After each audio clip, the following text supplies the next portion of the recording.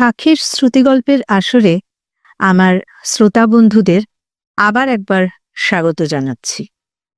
আজ যে গল্পটা পড়ব সেই গল্পটির নাম শ্রীমতী সুচিত্রা ভট্টাচার্যের লেখা দোলাচল। বাড়ি ফেরার পর মনস্থির করে ফেলল অঞ্জন, অনেক হয়েছে, আর নয়, আজই কথাটা বলে ফেলতে হবে শান্তাকে। বলতেই হবে। কতদিন আর এভাবে দু নৌকোয় পা দিয়ে চলা যায়? এইবার একটা এসপার ওসপার দরকার। ছুটন্ত মিনিবাস এখন ভিড়ে ভিড়। একটু আগেও অঞ্জন যখন স্ট্যান্ড থেকে উঠেছিল তখন বেশ ফাঁকা ছিল বাস, বসার জায়গাও ছিল কিছু। পার্ক স্ট্রিট পেরোতে না পেরোতে মানুষ উপচে পড়ছে, কটু ঘামের গন্ধে বিজবিজ চারিদিক। কদিন ধরে গরমও পড়েছে খুব। জানালার ধারে বসেও যেন ঠিক আরাম হচ্ছিল না অঞ্জনের। কসরত করে পকেট থেকে রুমাল টেনে এনে মুখ মুছল অঞ্জন। এখনো রুমালে সুবাসটা লেগে আছে, কস্তুরীর সুবাস। হয়তোবা চোখের জলও। অঞ্জন কাছে থাকলে কস্তুরী নিজের রুমাল ব্যবহার করে না, অঞ্জনেরটাই তার চাই। চোখ বুজে কস্তুরীকে চোখে আনল অঞ্জন। মেয়েটা এখনো বড্ড ছেলে মানুষ, বাচ্চা মেয়ের মতন কারণে অকারণে হাসি, কথায় কথায় অভিমান, একটুতেই খুশি, আর দেখ না দেখ চোখ টলটল। কে বলবে মেয়েটার ভেতরে অত চাপা কষ্ট আছে? কোন এক মোদো মাতালের সঙ্গে নাকি বিয়ে হয়েছিল, 1 বছরের মধ্যে তাকে ছেড়ে চলে এসেছে, ডিভোর্স নিয়েছে, মনের জোরে নিজের পায়ে দাঁড়িয়েছে, চাকরি বাকরি করছে। নাকি কষ্টটা আছে? অঞ্জনকে পেয়ে কি সব দুঃখ ভুলে থাকে কস্তুরী? নিশ্চয়ই তাই। অঞ্জনই তো তাকে প্রথম ভালোবাসতে শেখালো, নতুন করে স্বপ্ন দেখালো, জীবনের ওপর বিশ্বাস ফিরিয়ে আনলো আবার। অঞ্জনই এখন কস্তুরীর সব থেকে বড় আশ্রয়। তবু আজ কস্তুরী দুম করে বলল, এভাবে আর কতদিন কাটাবো আমরা, এরকম ভেসে ভেসে? অঞ্জন কাছে টেনেছিল কস্তুরীকে। কেন হঠাৎ আজ একথা মনে হলো কেন? অফিসে সব জানাজানি হয়ে গেছে। মাধবীদি আজ জিজ্ঞেস করছিল যে তোদের এই সম্পর্কের পরিণতি কি। তুমি কি বললে? কি আর বলবো, আমি তো কিছুই জানি না। কস্তুরী আঙুলে পাকাচ্ছিল অঞ্জনের রুমালটাকে, হঠাৎ থেমে গিয়ে বলল, ডিভোর্সি মেয়ে আমি, আমায় নিয়ে কত লোক কত কথা বলে। মাধবীদি বলছিল অঞ্জন রায় বউ বাচ্চা ছেড়ে তোকে কোনো দিন বিয়ে করবে না, দেখিস, খেলাবে। অঞ্জন একটু গুম হয়ে গিয়েছিল। তোমারও কি তাই বিশ্বাস? তোমারও কি মনে হয় আমি তোমায় খেলাচ্ছি? আরে আমি কি তাই বলেছি? ওই অফিসে সবাই যা বলা বলি করে, বলুক যে যা খুশি, সকলের মুখের ওপর জবাব দিয়ে দেব আমরা। অঞ্জন একটুখানি দম নিয়ে বলেছিল, তুমি তো জানো তোমাকে আমি কি ভীষণ ভালোবাসি। তোমাকে ছাড়া আমি আর আর কটা দিন আমাকে সময় দাও প্লিজ। রানীকুঠি এসে গেছে, হাঁকাহাঁকি করছে কন্ডাক্টর। পকেটে রুমাল গুঁজে অঞ্জন উঠে পড়ল, ভিড় ঠেলে এগোলো গেটের দিকে। সামনেই মার হাত ধরে একটা বাচ্চা ছেলে, গুঁতোগুতিতে ছটফট করছে বেচারা, একদম বুবাইয়ের বয়সী। অঞ্জন টপকে যেতে গিয়েও কি ভেবে ছেলেটার হাত ধরে ফেলল, সাবধানে নামিয়ে দিল বাস থেকে। ছেলেটার মা ধন্যবাদ গোছের কিছু বলল যেন, অঞ্জনের কানে গেল না। অন্যমনস্ক মুখে বাসস্টপে দাঁড়িয়ে রইল কিছুক্ষণ। বুবাইয়ের জন্য আজ কি একটা কিনে নিয়ে যেতে বলেছিল না শান্তা? রং পেন্সিল, স্টিকার, চার্ট পেপার, মনে পড়ছে না। থাক, শান্তা নিজেই কিনে নেবে।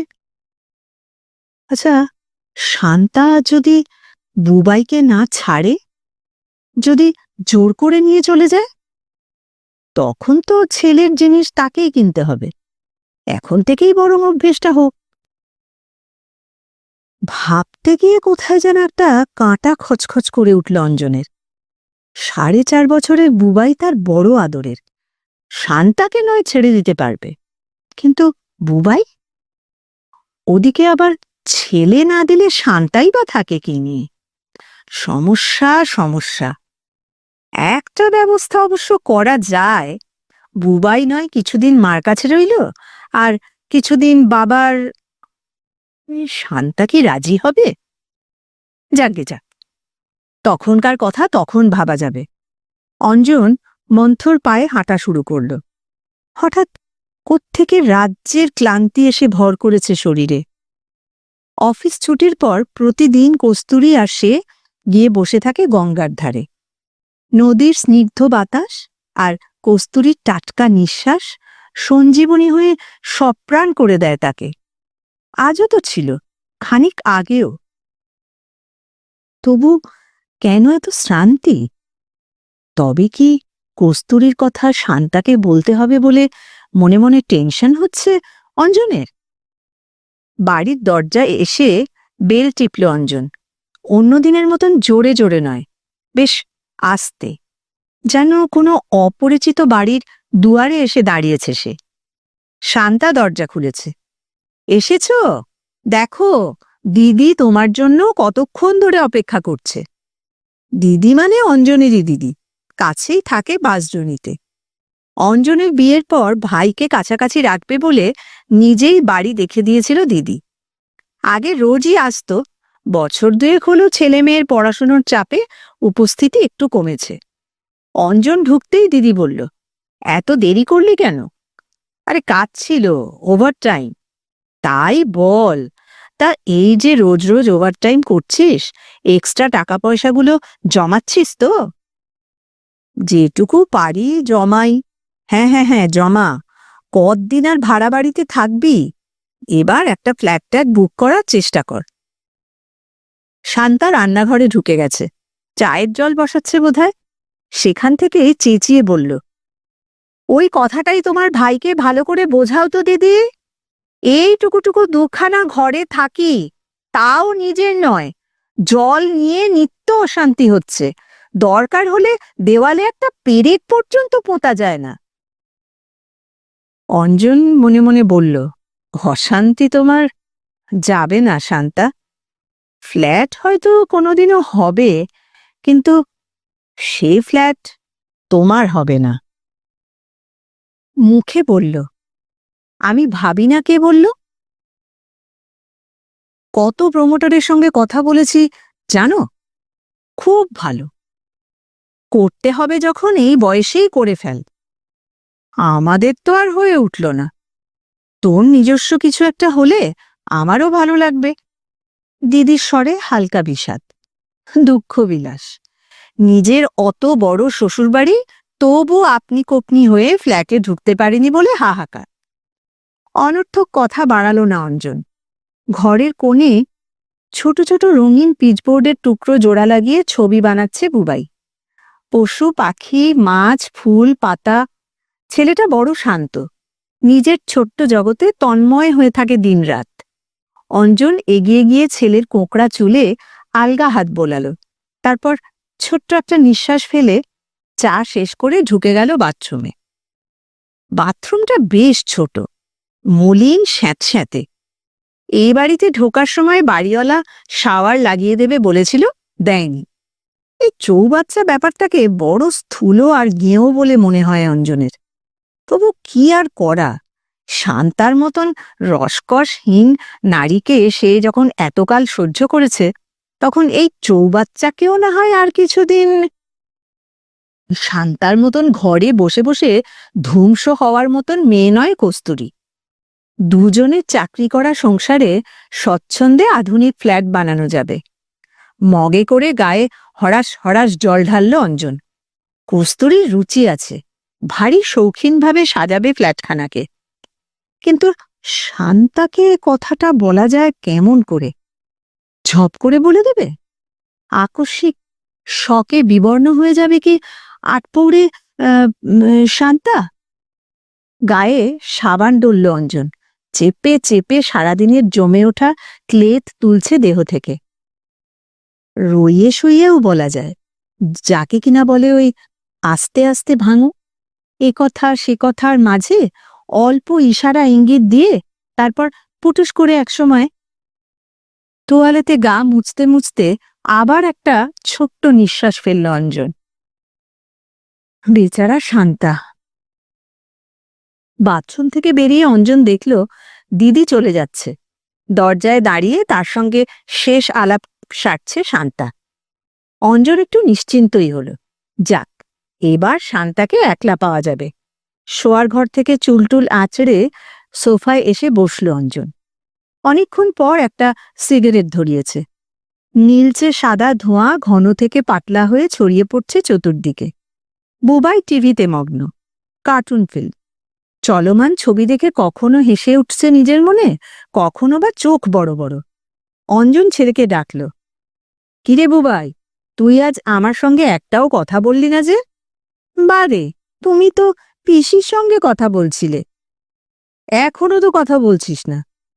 বারে, টিভি দেখছি যে। অঞ্জন বলতে চাইল, আমাকে ছেড়ে তুই থাকতে পারবি তো বুবাই? স্বর ফুটল না। ছেলের নিমগ্ন ঘোর কাটিয়ে দেওয়া বড় বেশি নিষ্ঠুরতা হয়ে যাবে। শান্তা পাশে এসে বসেছে। ছেলেকে বলল, তুমি কিন্তু আজ সন্ধ্যে থেকে একটুও পড়াশুনো করলে না বুবাই। বুবাইয়ের চোখ আবার টিভিতে। বারে, তুমি তো বিকেলে 1 2 3 4 লেখালে, আর রাইমস কে মুখস্থ করবে? ও সব রাইমস আমি জানি। বল তো দেখি।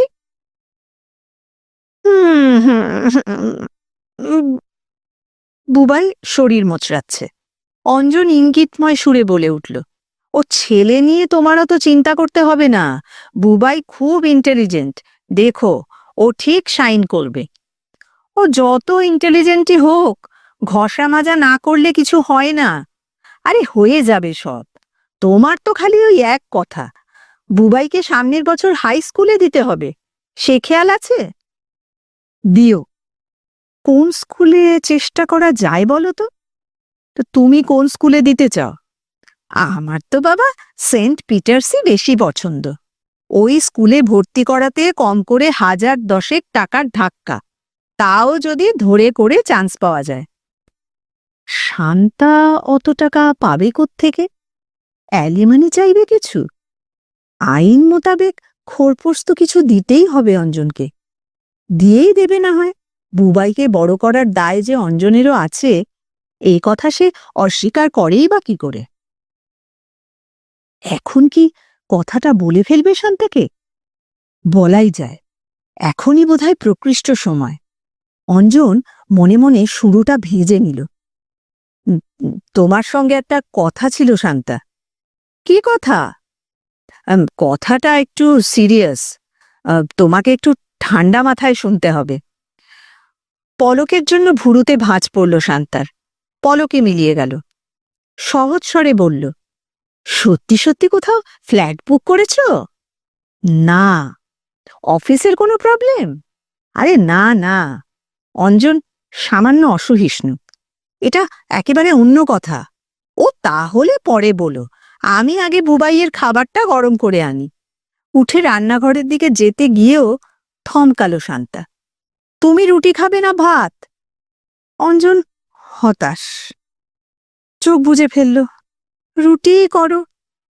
কাজের পর কাজ চলেছে শান্তার। বুবাইকে খাওয়ানো রীতিমতো ধৈর্যের কাজ।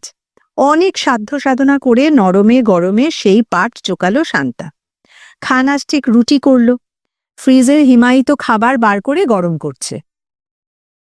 কাল সকালে কাজের লোকের বাটনার জন্য মেপে জুপে মশলা বের করে রাখলো গ্যাস স্টোভের পাশে। গরমে দুধ কেটে যায় বলে আবার জাল দিল দুধ। নৈশাহার সাজাচ্ছে ডাইনিং টেবিলে। অঞ্জনের সিরিয়াস কথা শোনার সময় কই শান্তার? না, খেতে বসেও কথাটা পারা গেল না।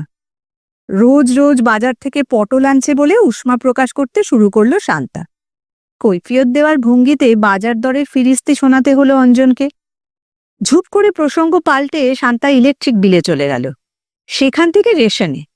এই সপ্তাহে রেশনে নাকি ডবল চিনি দিচ্ছে, রোববারের ভরসায় থাকলে সব চিনি নাকি হাপিস হয়ে যাবে। সুতরাং কালই সকালে অঞ্জন ক্রমশ অস্থির হয়ে পড়ছিল। কথাটা কি তবে কিছুতেই বলা যাবে না?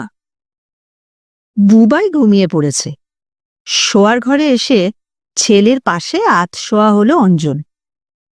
চোখের সামনে কস্তুরী আসছে আবার। কস্তুরীকে খুব ভালোবেসে ফেলেছে সে। বাসতেই পারে, বউ বাচ্চা আছে বলে কি অঞ্জনের আরেকজনকে ভালোবাসার অধিকার নেই? একজনকে ভালো লাগছে, আরেকজনকে লাগছে না। যাকে ভালো লাগছে তার সঙ্গে ঘর করার চিন্তা করা কি পাপ, অন্যায়? সমাজ চোখ রাঙাবে? সমাজকে কেয়ার করে না অঞ্জন। কস্তুরী মিশে গেছে তার অস্তিত্বে। কস্তুরী বিনা বাঁচা এখন অঞ্জনের পক্ষে অসম্ভব। শান্তা ঘরে এলো। অঞ্জনের জন্য গ্লাসে জল ঢাকা দিয়ে রেখে আয়নায় চুল বাঁধতে বসেছে। আর চোখে অঞ্জন দেখছিল শান্তাকে। কস্তুরীর পাশে শান্তাকে মোটেই ভাবা যায় না। কি বিশ্রী চেহারা হয়ে গেছে শান্তার। খসখসে অনুজ্জ্বল চামড়া, টিকটিকির লেজের মতো চুল, গালে মেজেতার দাগ, কেমন যেন। তুলনায় কস্তুরী তো রাজহংসী। শুধু বুবাইয়ের মা বলে কি ওই শান্তাকে সহ্য করা উচিত? মন থেকে সমস্ত সংকোচ ঝেড়ে ফেলল অঞ্জন। ঘর ঘরে গলায় ডাকল, শান্তা, শোনো এদিকে একটু। চিরুনি হাতে খাটের পাশে এলো শান্তা। কি? ওই ওই যে তখন বলেছিলাম না যে এই তোমার সঙ্গে সত্যি আমার সিরিয়াস কথা আছে। আমারও। অঞ্জন ভুরু কুঁচকল। তোমার আবার কি কথা? দিদি সন্ধেবেলা কেন এসেছিল জানো? জামাইবাবুর কোম্পানির হাল বেশ খারাপ। যাকে তাকে নাকি ভলেন্টারি রিটায়ারমেন্টের অর্ডার ধরিয়ে দিচ্ছে। সে কি?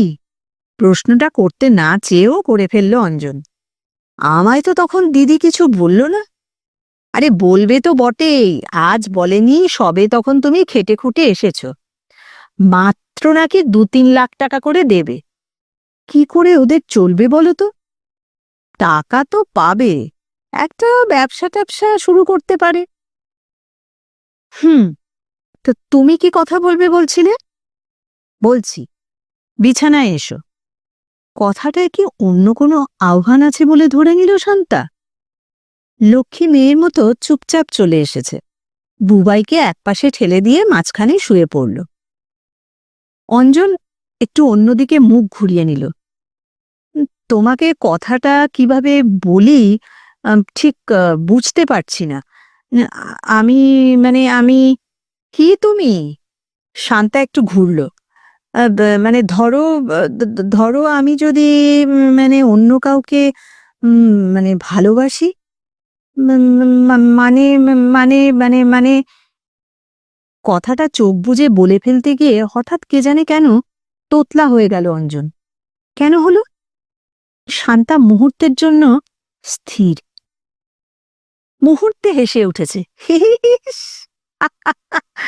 সে মুরত তোমার থাকলে তো। বলতে বলতে আরো ঝুঁকেছে। অঞ্জনের খোলা পিঠে হাত রেখে বলল, আরে এই, তোমার এখানে কি হয়েছে গো? অঞ্জন আরো বোকা হয়ে গেল। কি হয়েছে? ইস, একেবারে চাপড়া চাপড়া হয়ে গেছে। শান্তা হাত বোলাচ্ছে পিঠের মাঝখানটায়। গরমের থেকে হয়েছে। জ্বালা করে না তোমার? আগে বলনি কেন? একটু বরফ ঘষে দিতাম। এখন একটু মলম লাগিয়ে দেব? আঙুল নড়ছে পিঠে, নাকি জাদুকাঠি? কুহকিনীর মায়ায় আচ্ছন্ন হয়ে যাচ্ছে দেহ, হৃৎপিণ্ড অসাড়। মায়াবী ছোঁয়ায় এইভাবেই কি ষড়যন্ত্র রুদ্ধ হয়ে যায়? অঞ্জন টের পাচ্ছিল ভালোবাসি বলার থেকেও ভালোবাসি না বলাটা অনেক অনেক বেশি কঠিন।